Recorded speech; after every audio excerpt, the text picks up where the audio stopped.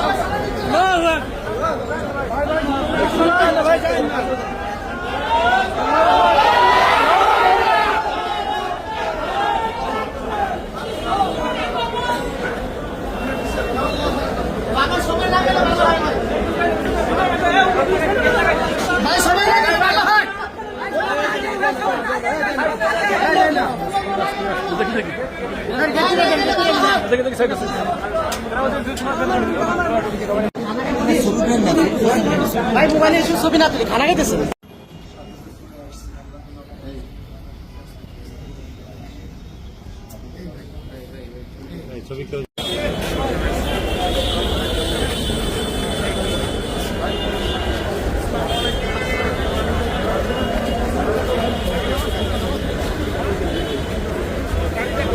সাংবাদিক ছিল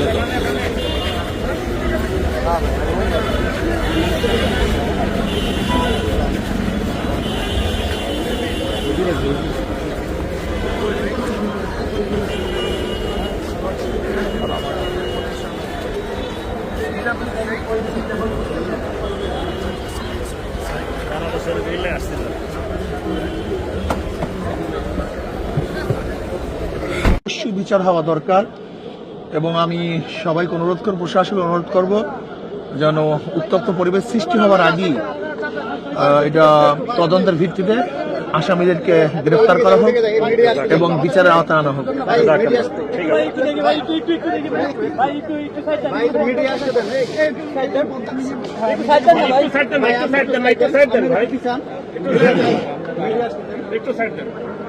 আপনাকে বলবেন যে টঙ্গীর ময়দানে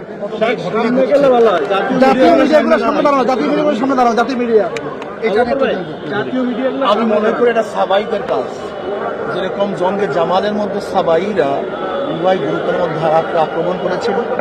আমি মনে করি এটা সাবাইদের কাজ, যারা দোষী সঠিক তদন্তের ভিত্তিতে, নিরাপত্তা তদন্তের ভিত্তিতে আসামিদের গ্রেফতার করা হোক এবং তাদেরকে বিচারের আওতায় আনা হোক, এটা আমি দাবি করি। এবং আমি চাই যে সরকার ভূমিকা রেখে এই উভয়ের মধ্যে সমাধানের যে পদ্ধতি আছে সেই পদ্ধতি অ্যাপ্লাই করার মধ্যে সুস্থ তদন্তের ভিত্তিতে সবাইকে সুন্দর একটা জীবনযাপন করার এবং দিনে দাওয়াত দেওয়ার একটা ব্যবস্থা করা।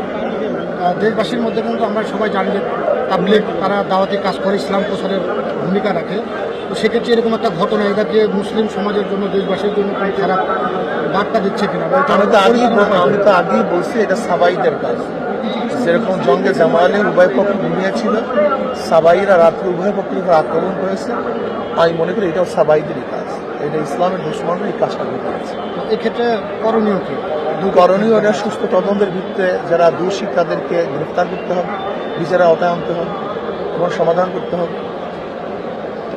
দুই পক্ষের জন্য আপনার কোনো বার্তা আছে কি? উভয় পক্ষকে সহনশীল হতে হবে এবং আমি মনে করি মারামারির মধ্যে সমাধান না, বরং আপোসের মধ্যে বৈঠক করে সমাধানের চেষ্টা করবে। যার যদি ত্রুটি আছে হক্কানি ওলামাই কেরাম যে নির্দেশনা করবেন সেই নির্দেশ অনুযায়ী যদি চলতে পারি তাহলে এটা সমাধানের ব্যবস্থা, আমাদের কোনো সমাধান হবে। যে বিষয়গুলো যদি আপনি কি জেনেছেন এই তথ্য? এখন তো আর খুব বেশি তথ্য জানার মতো এখন পরিবেশ ভালো না, এখানে সবাই মর্মাহত দুঃখিত এবং সবাই খুবই মর্মাহত এবং নির্মম মর্মাহত অবস্থায় আছে। এই অবস্থা আসলে পুরো তদন্ত করা সম্ভব না।